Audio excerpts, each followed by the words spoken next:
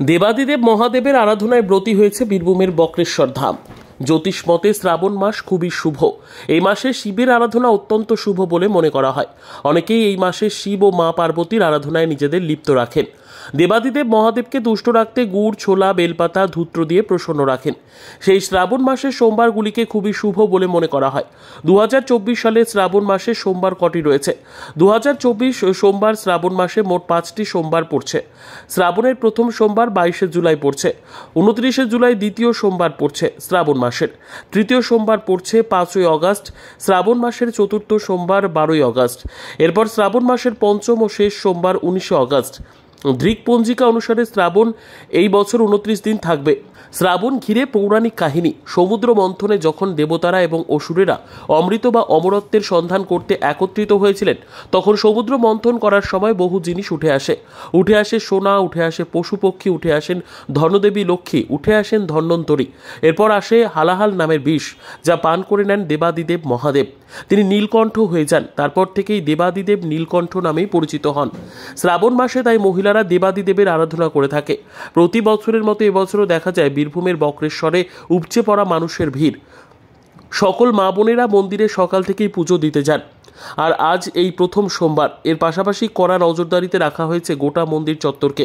সেখানে পুলিশ মোতায়েন করা হয়েছে যাতে কোনো অপ্রীতিকর ঘটনা না ঘটে, তার জন্য নজর রেখেছে সর্বক্ষণ। শৃঙ্খলভাবে জল দিচ্ছে, প্রশাসনের দিক দিয়ে সুন্দর ব্যবস্থা করা হয়েছে এবং সেবায়িত কমিটিও সবসময় সজাগ যাতে কারোর কোনো অসুবিধা না হয়। সুন্দরভাবে লাইন দিয়ে মানুষ জল ঢালছে। আজ প্রথম সোমবার এবং আরও 3টে সোমবার আমাদের শ্রাবণ মাসে আছে। এই সোমবারগুলো যাতে খুব সুন্দরভাবে আমরা পরিচালনা করতে পারি, সবারই সহযোগিতা আমরা কামনা করি। প্রশাসনের দিক দিয়ে জলের ব্যবস্থা, সুন্দর লাইটের ব্যবস্থা, জেনারেটরের ব্যবস্থা সমস্ত রকমই করা হয়েছে আমাদের সেবায়িত কমিটিতে। আমরা সর্বতভাবে মানুষের কাছ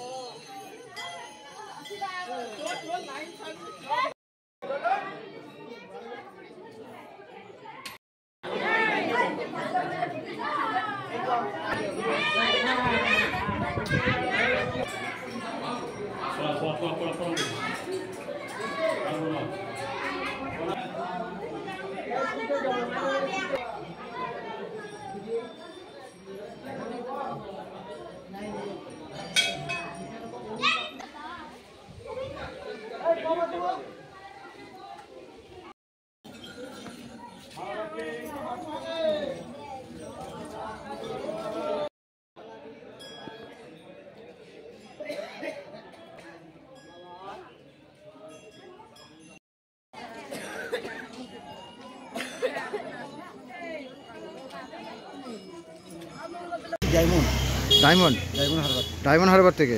ওখান থেকে মানে আপনি পায়ে হেঁটে কোথা থেকে আসছেন? পায়ে হেঁটে আসছি সারাপুলি থেকে তারকেশ্বর পায়ে হেঁটে এসছেন, এসে জল ঢালছেন। তো আপনার কি কোনো মানত ছিল না? এটা শখে নয়, এটা আমরা প্রতি বছর আসি। প্রতি বছরই আপনারা আসেন? 8 জন করে দল?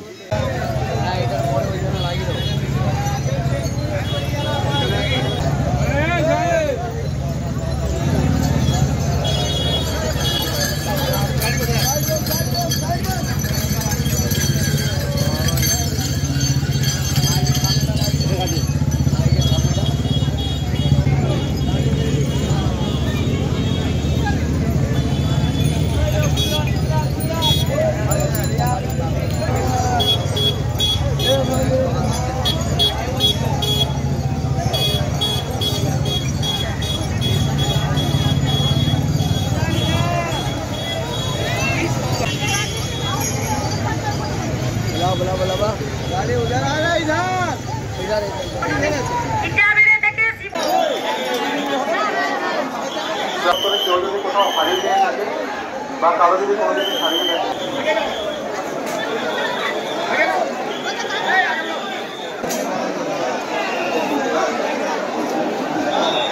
সোমবারে রাত 2:30 থেকে ভক্তদের আনাগোনা লক্ষ্য করা যাচ্ছে। দুর্গাপুর থানা থেকে যথেষ্ট পরিমাণে সাহায্য করা হয়েছে, পুলিশ প্রশাসনও তৎপর, আমাদের মন্দির কমিটির লোকরাও তৎপর। এখন লাইন নিয়ে সুস্থভাবে পুজো চলছে, সারা দিনটা এখনও বাকি আছে, প্রচুর ভক্তের আনাগোনা।